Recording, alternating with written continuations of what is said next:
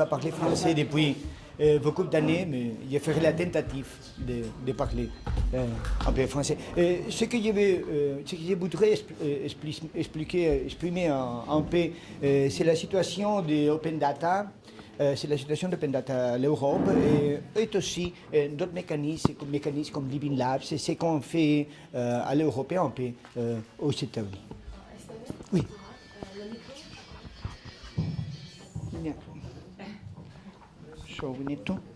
Because this is the camera. That's for the camera. Well. Yes.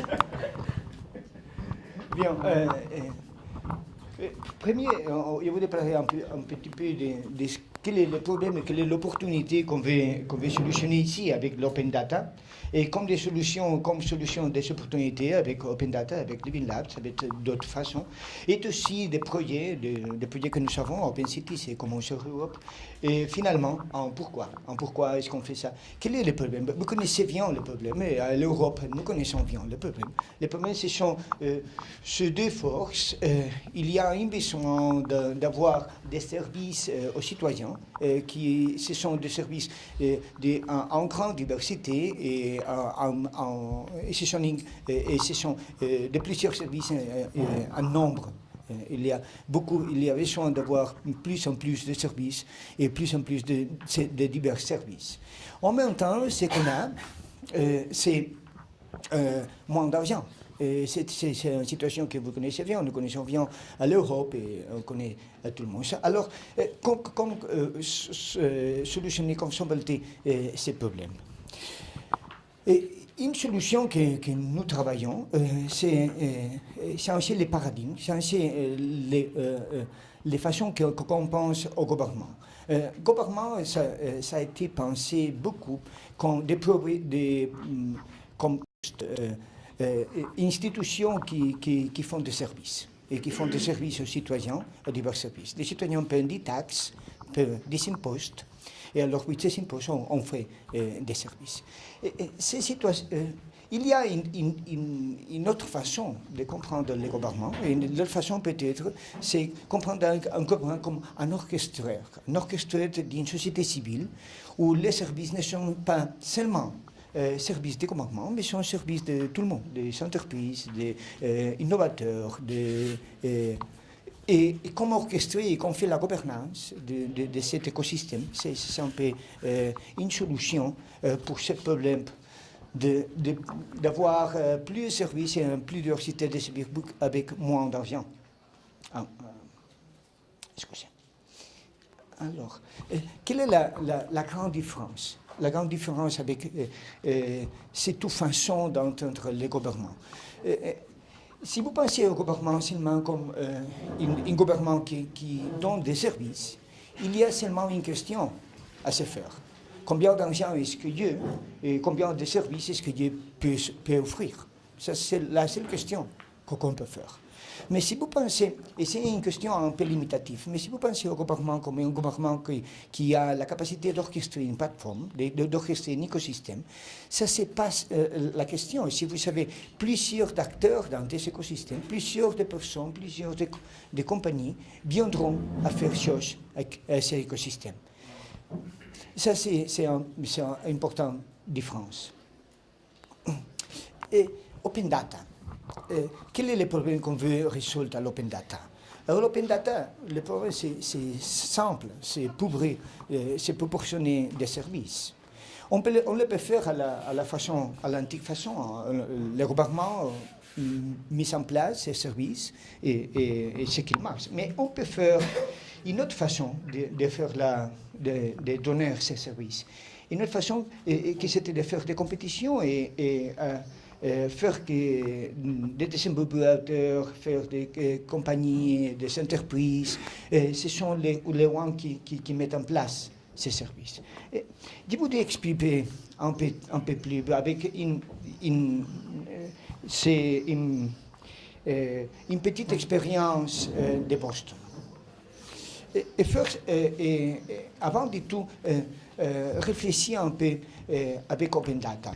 Et si vous pensez à la météo, la météo, ce n'est pas produit par les agents civils. La météo, c'est toujours produit par les gouvernements. Mais l'information est libre. Et avec cette information qui est libre, on fait absolument de tout. Nous avons des informations aux journaux, nous avons des informations à la télévision, nous avons des informations presque à toute place. Et avec cette information, on fait beaucoup de croissance économique. Et on fait ça avec une information libre, et ça c'était libre depuis 30 ans. Alors pourquoi ne pas les faire la même chose avec des informations qu'on a? Et une expérience, que c'était l'expérience de Boston, et c'était une expérience un peu intéressante et qu'on peut montrer les différentes classes de services qu'on peut faire avec Open Data. Et ça c'était ouvrir les dates, ouvrir les informations des autobus de Boston. La façon traditionnelle de le faire, là, à Boston, c'était en première place mettre les seins et après faire des applications pour la distribution et pour les horaires et après ça, ouvrir les données aux développeurs. Ils se sont demandé qu'est-ce qu'il passerait si on fait la chose à l'inverse. Ouvrir premier les données et après, fait tout. On l'a fait, on a choisi des données des transports des autobus. Qu'est-ce qu'il a passé? Après 1 heure, on a fait un mashup avec Google Maps. Après 2 jours, ce même mashup a été agrandi. Et vous savez, faire un mashup, c'est une situation très simple, c'est pas compliqué. Cette mashup ça a été agrandi et avec les schedules, les temps des autobus en sont. Après 1 week, après en semaine, on avait une application web. Après 2 weeks, après 2 semaines, on avait la même application web, mais sans grandi. Après 4 semaines, il y a eu une compagnie qui a fait des lettres qu'on a mises en place au café pour annoncer les autobus quand il arrivait. Et ces lettres, c'est mis en place, on coûtait seulement des $100. Et quand à la mairie de Boston, les lettres, c'est la même chose, coûtait $1 500. En 5 weeks, on avait une application pour les smartphones.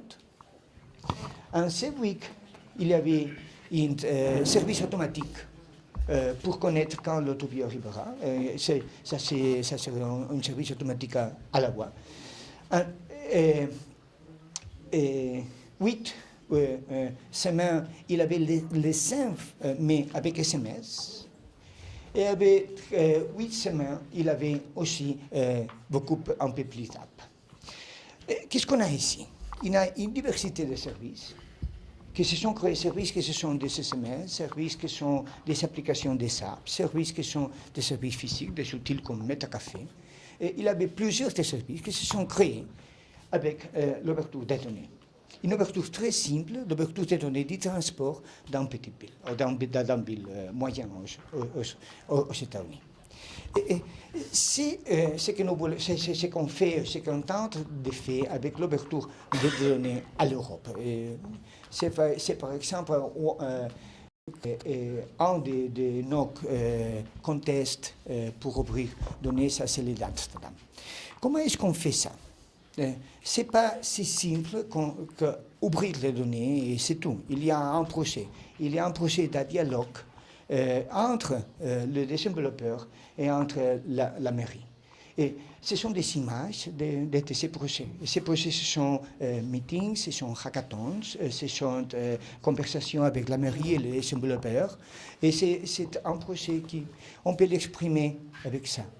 La première phase de ces procès, c'est mettre en place un data catalogue, un catalogue de données qui se sont ouverts. Et mettre en place une compétition de données.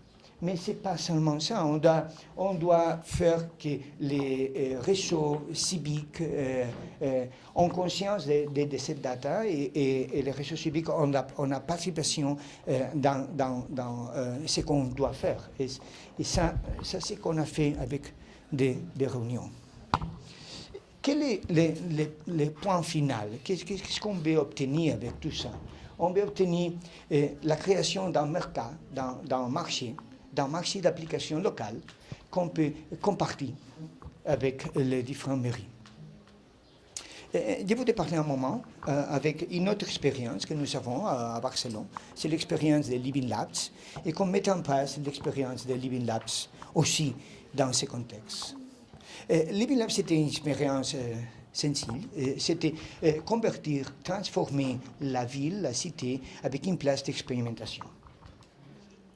Ça, c'est un exemple que nous avons fait. Nous avons fait, par exemple, ces containers et nous avons, pour faire la collecte des containers, on ne voudrait pas faire tous les circuits, mais ce qu'on voudrait faire, c'est la collecte sélective seulement des containers qui se sont pleins. Et alors, on a fait la tentative de mettre des sensors pour les containers. Et ça, on l'a fait à la Saint-Ville, dans part de la ville. C'est un projet qui a commencé en 2008. Nous avons reçu 43 propositions. On a fait 14 pilotes de différentes choses.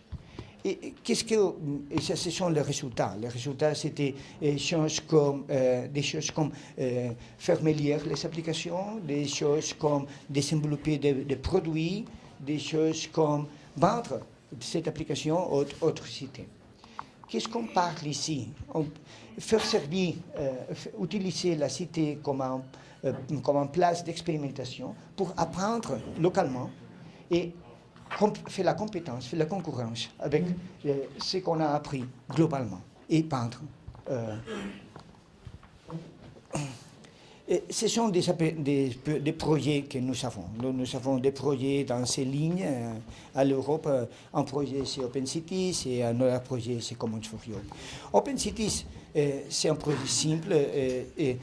Ce que Open Cities vient de faire, c'est faire la tentative de traslader Open Innovation à le secteur public. Et ça le fait avec, c'est le partenariat d'Open Cities.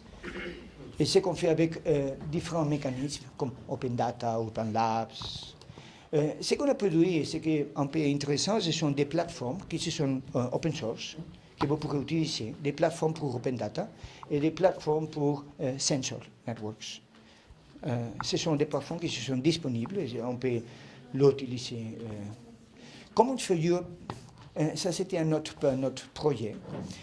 Nous faisons la tentative de transformer, de traslader ce qu'on fait aux États-Unis, à Code for America, à l'Europe. Le partenariat, c'est un peu similaire qu'Open Cities. C'est le partenariat. Qu'est-ce qu'on fait à Code for America? Code for America vient d'utiliser le volontariat des gens pour faire des applications pour les villes. Ça, c'est la base de Code for America. Et une chose qui est vraiment intéressante à Code for America, c'est Civic Commons. Civic Commons, c'est un repositoire où toutes les applications qui se sont faites à Code for America et les applications que des villes ouvrent, ce sont là. Et alors, on peut les réutiliser. Réutiliser les applications, c'est une des choses très intéressantes.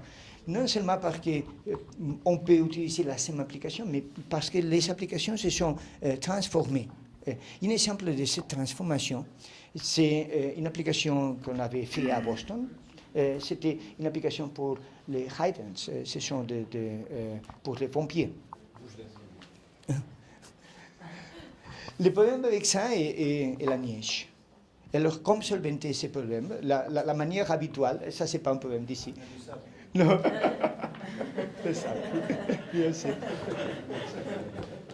Ça, c'est pas un problème d'ici. Mais le problème, c'est que quand il y a nièce, il n'y a pas la capacité d'amener tous les hydrantes avec un peu de temps. Ce qu'on a fait, c'est une application simple qu'on peut adopter en hydrant. Alors, les gens, les personnes, on peut adopter cet hydrant et on peut tenir cure de que cet hydrant c'est en bonne condition et en bon état. Qu'est-ce que c'est intéressant de cette application? Ce que c'est intéressant de cette application, c'était la transformation de l'application de cette app à autre contexte. Et ça c'est Honolulu. En Honolulu, il n'y a pas d'hydrant, on n'a pas ce problème de la neige, mais ce sont des sirènes pour des tsunamis. Et les sirènes pour les tsunamis avaient des batteries.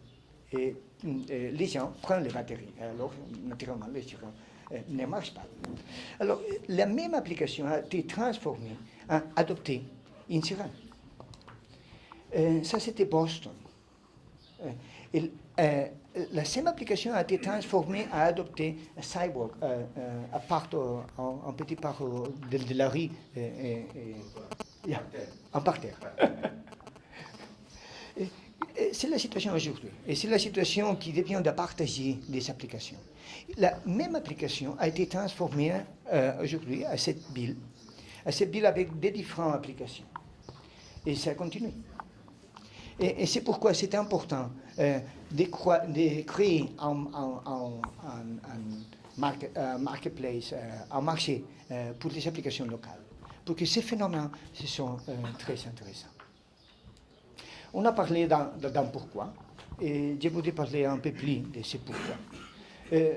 On a parlé de que si on prend ces concessions de le gouvernement comme des orchestreuses, des plateformes, on a beaucoup de désavantages, non seulement parce que ce n'est pas limité par les budgets. Mais il y a une autre chose qui peut-être est plus importante que tout ça.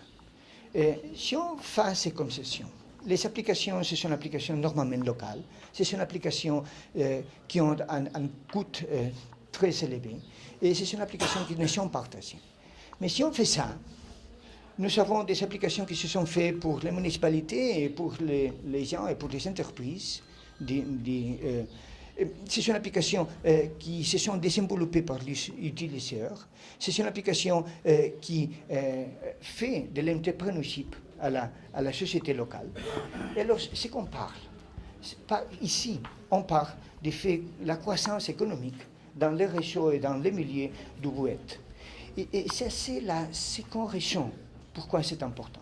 Et fait la croissance économique aujourd'hui est une des plus importantes choses qu'on peut faire des gouvernements. Merci beaucoup.